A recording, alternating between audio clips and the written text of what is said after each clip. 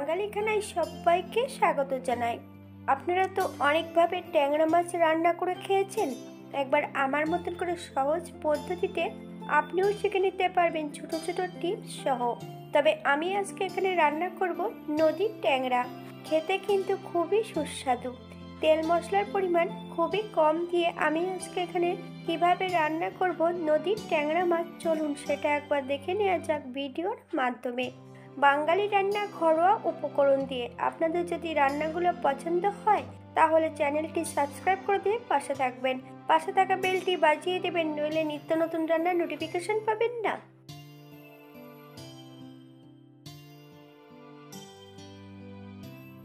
আমি এখানে 300 গ্রাম নদীর ট্যাংরা নিয়ে নিয়েছি। ট্যাংরাগুলো কিন্তু জ্যান্ত ছিল। মাছগুলো কেটে ধুয়ে পরিষ্কার করে রেখেছি।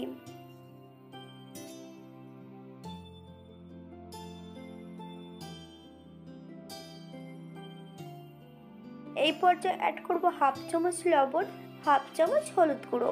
তবে মাছটা কিন্তু সাইজ অনেকটা বড়, তাই মাঝখান থেকে আমি কাট করে দেব। হাফ চামচ কাঁচা সর্ষের তেল মাছের গায়ে লাগিয়ে 10 মিনিটের জন্য রেস্টে রেখে দিতে হবে।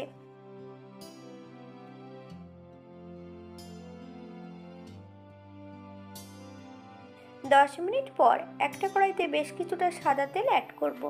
সামান্য একটু লবণ দিয়ে মাছগুলোকে ভেজে নিতে হবে।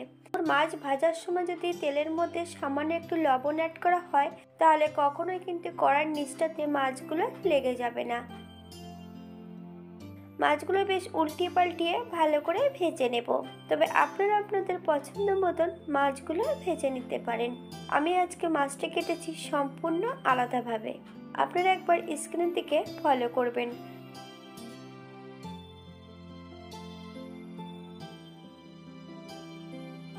এই পর্যায়ে সম্পূর্ণ মাছগুলো তেল থেকে তুলে নেব।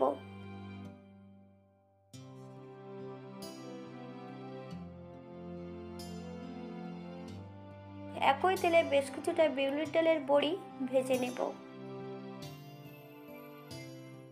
এই পর্যায়ে ডালের বড়িগুলো তেল থেকে তুলে নিতে হবে। ফোড়নে রেখেছি হাফ চামচ সাদা জিরে, হাফ চামচ রাঁধুনি। ফোড়ন থেকে সুগন্ধ বেরোলে বেশ কিছুটা মানকচু আর মিডিয়াম সাইজের একটা আলু ছোট ছোট করে টুকরো করে অ্যাড করেছি। আপনারা যদি পছন্দ করেন তাহলে সবজির পরিমাণটা বাড়িয়ে দিতে পারেন।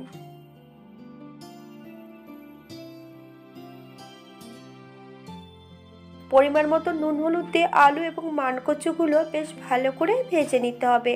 তবে আপনারা আপনাদের পছন্দ মতন সবজিগুলো ভেজে নিতে পারেন।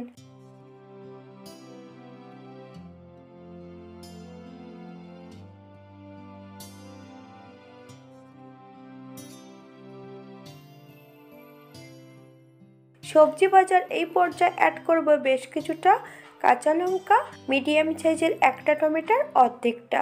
বেশ ভালো করে সবজির সঙ্গে ভেজে নেব।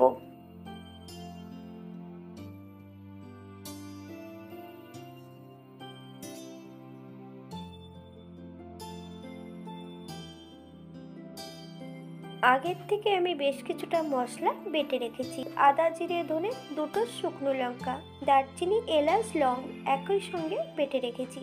এই পর্যায়ে অ্যাড করব হাফ চামচ হলুদ গুঁড়ো, 1 চামচ কাঁচা সর্ষের তেল। আপনারা যদি কাশ্মীরি লঙ্কার গুঁড়ো পছন্দ করেন তাহলে এই পর্যায়ে অ্যাড করতে পারেন।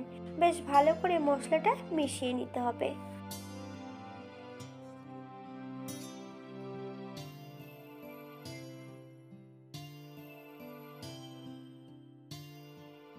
সবজি ভাজার এই পর্যায়ে মশলার মিশ্রণটা অ্যাড করব।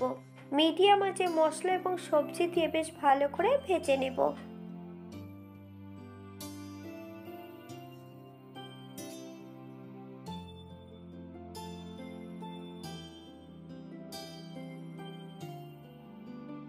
সবজি এবং মশলা ভাজার এই পর্যায়ে মশলা ধোয়া বাটি থেকে বেশ কিছুটা জল অ্যাড করব।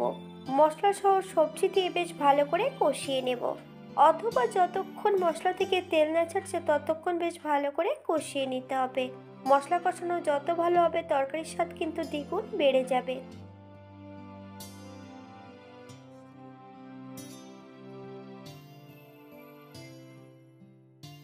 মশলা কষানোর এই পর্যায়ে ভেজে রাখা ডালের বড়ি আর মাছগুলো অ্যাড করব। মিডিয়াম আঁচে মশলা সবজি সহ মাছ দিয়ে বেশ ভালো করে কষিয়ে নিতে হবে।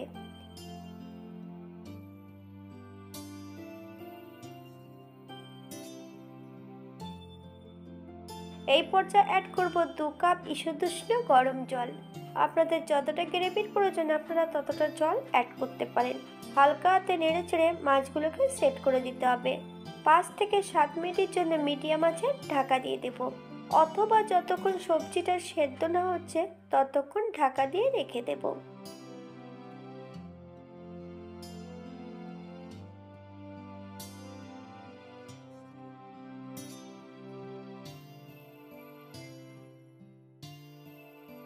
সাত মিনিট পর আপনারা যদি একটু চিনি পছন্দ করেন তাহলে এই পর্যায়ে অ্যাড করতে পারেন। আরও আমি 2 থেকে 3 মিনিটের মতন বেশ ভালো করে হাই ফ্লেমে রান্না করে নেব।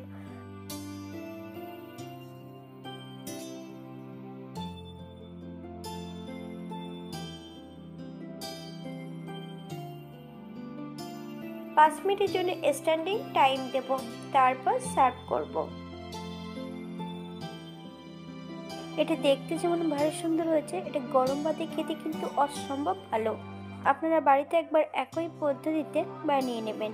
আপনারা যদি ধনেপাতা কুচি অথবা পেঁয়াজ রসুন পছন্দ করেন তাহলে অ্যাড করতে পারেন। যাদের কচু অপছন্দ তারা আলু ফুলকপি দিয়ে রান্না করতে পারেন একই মশলা দিয়ে। আজকের ভিডিওটি এই পর্যন্ত। সবাই সুস্থ থাকবেন, ভালো থাকবেন। অন্যদিন নতুন রেসিপি নিয়ে আপনাদের সামনে আবার আমি হাজির হব। নতুন ও পুরনো সকল বন্ধুদের অসংখ্য ধন্যবাদ ভিডিওটি দেখার জন্য। হাতে যদি সময় থাকে তাহলে একটা লাইক, কমেন্ট, শেয়ার করবেন।